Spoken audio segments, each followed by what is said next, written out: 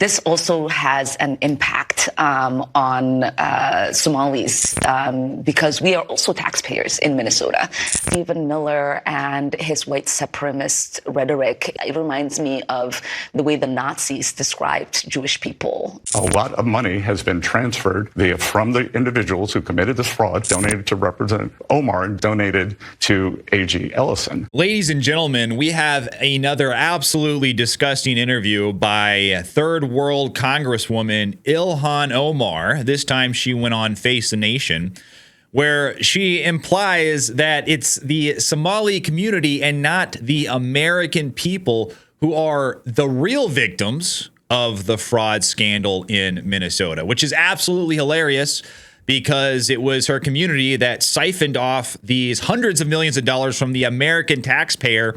And now Ilhan Omar is turning around and she's saying, actually, you know what? The fact that Americans do not like their taxpayer dollars being stolen, this victimizes the Somali community. And the fact that Americans want to send ICE and Tom Homan after these bad acting individuals and these illegal immigrants from a third world, that victimizes them. She is basically saying that Americans should just put up with it and stop caring about the fact that their hundreds of millions of dollars in taxpayer money is going to fund not just third world illegal immigrants in Minnesota, but also potentially fund Al-Shabaab terrorists all the way halfway around the world in Somalia. This is an absolute outrage. I want you to take a listen to this. Of the 87 people charged, all but 8 are of Somali descent. And that has added to the spotlight being put specifically on your community. Why do you think this fraud was allowed to get so widespread? Well, I want to say, this also has an impact on Somalis because we are also taxpayers in Minnesota. We also could have benefited from the program and the money that was stolen. And so it's been really frustrating for people to not acknowledge the fact that we're also as Minnesotans, as taxpayers, really upset and angry about the fraud that has occurred. Notice how Ilhan Omar deflects immediately when she is faced with the reality that all but 8 of the people charged in this massive fraud scheme that started at $1 billion. We thought it was only $1 billion. But now whistleblowers are saying it could go as high as $8 billion. But notice how she deflects when she is faced with this fact that all but 8 come from the Somali community. She doesn't want to talk about that. She deflects and she wants us to feel sorry for the community because they are being affected. They are being demonized. And then she brings up this hilarious point about Somalis being taxpayers. And I want you to look at this. When she says Somalis are an important part of Minnesota economy, they're important to the American economy, they're taxpayers. Look at this. They pay $67 million in taxes every year. And how much have they defrauded the American taxpayer? $250 million at the very least. At the very least. It's estimated $1 billion. Whistleblowers are saying as high as $8 billion. But at the very least, we're upside down in that. But yet, we're supposed to feel like we are being blessed with this $67 million in taxes that this community is paying to the American system.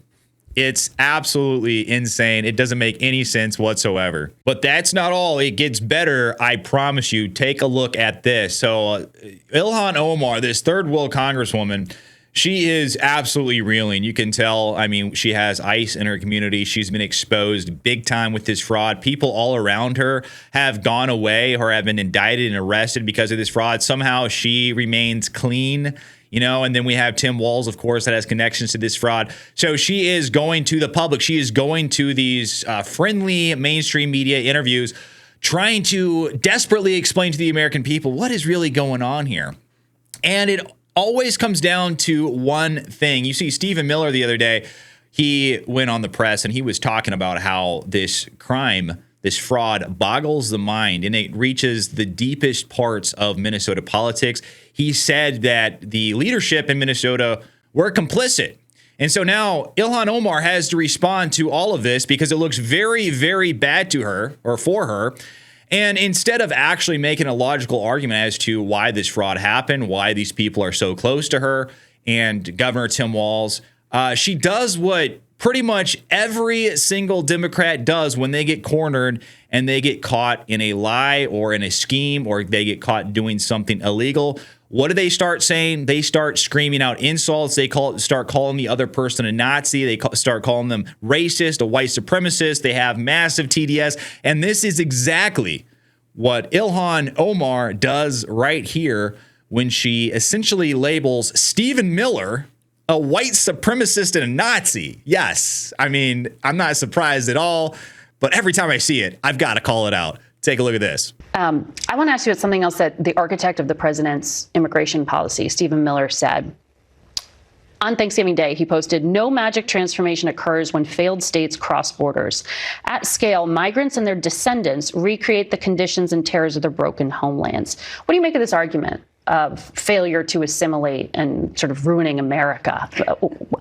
How do you understand this? I mean, when I think about Stephen Miller and his white supremacist rhetoric, it reminds me of the way the Nazis described Jewish people in Germany. And, you know, as we know, there have been many immigrants who have tried to come to the United States who've turned back, one of them being Jewish immigrants. We know the way that people were described who were coming from Ireland, Irish immigrants. We know the way in which people were described back then when they were Italian immigrants.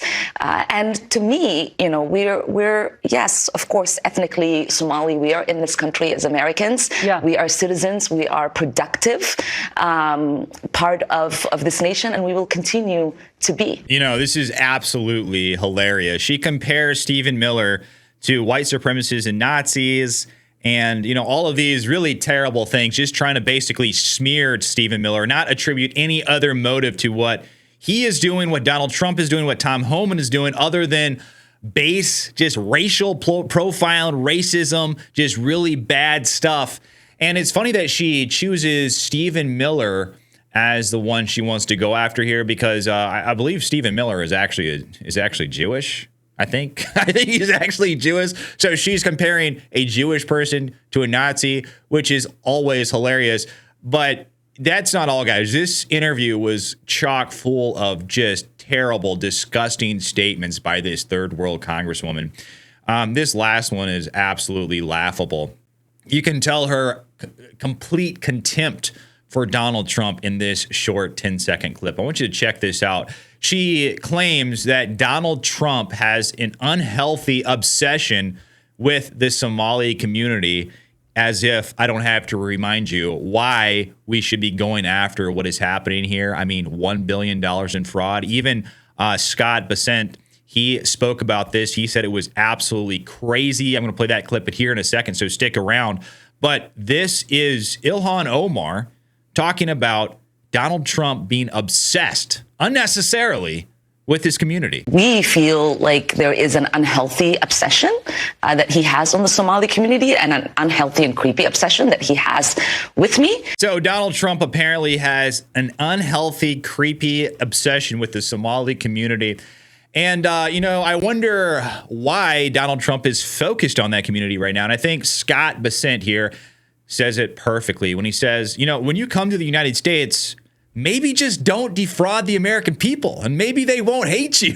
It's pretty simple. And I thought this one was very interesting because I think this is the first time I heard Treasury Secretary Scott Bessent actually talk about this situation. Take a listen. A lot of money has been transferred from the individuals who committed this fraud, including those who donated to the governor, donated to Representative Omar, and donated to A.G. Ellison. But they've been transferred to something called MBSs. And those are... Mortgage-backed security? What do you mean? Sorry? Transferred to what? These are money the Bureau services, and they are wire transfer organizations that are outside the regulated banking system. And that money has gone overseas, and we are tracking that both to the Middle East and to Somalia to see what the uses of that have been. Okay, but you have no evidence of that money being used to fuel terrorism at this point, which is what some conservative writers are alleging. That's why it's an investigation. We started it last week. We'll see where it goes. But I can tell you that, it's terrible. Representative Omar tried to downplay it, said, oh, it was very, it was very tough to know how this money should be used. Yeah. She was gaslighting the American people. Well, we'll talk to her. Yeah, but when you come to this country, you got to learn which side of the road to drive on. You got to learn to stop at stop signs, and you got to learn not to defraud the American people. Scott Pacin is absolutely correct here. If you are immigrating to the United States, there's a few basic things you should learn straight up. And I love how he starts with the most basic.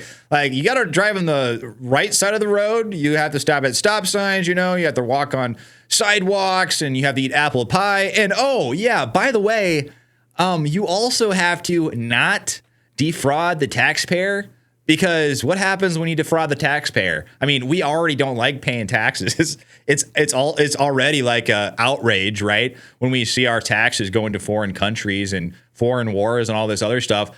But then when we see it going to third world migrants who are literally creating massive frauds and just sucking up all of this money and using it for their own benefit, when 75% of the Somali community is already on welfare, I mean, what more do you expect? Of course, we're going to elect someone like Donald Trump to go after these people. Of course, this is going to happen. And just because this is now happening to you, and you are crying about it, saying you are being victimized now, does not mean that we are somehow these bigots that you paint us out to be. What you think we're stupid? You think that we're just going to lay down and just feel sorry because, we've been defrauded, but really you're the victim? You think we're going to all of a sudden have this inversion of reality in our heads? We're going to be gaslighted, just like Scott Pacin says, and decide to back off? Absolutely not. And I'm glad Donald Trump, Tom Homan, and Stephen Miller are not backing off. And I hope you won't either. But let me know what you think about all this down below in the comments. Like and subscribe to my channel. I'd really appreciate it. But until then, I'll see you on the next one.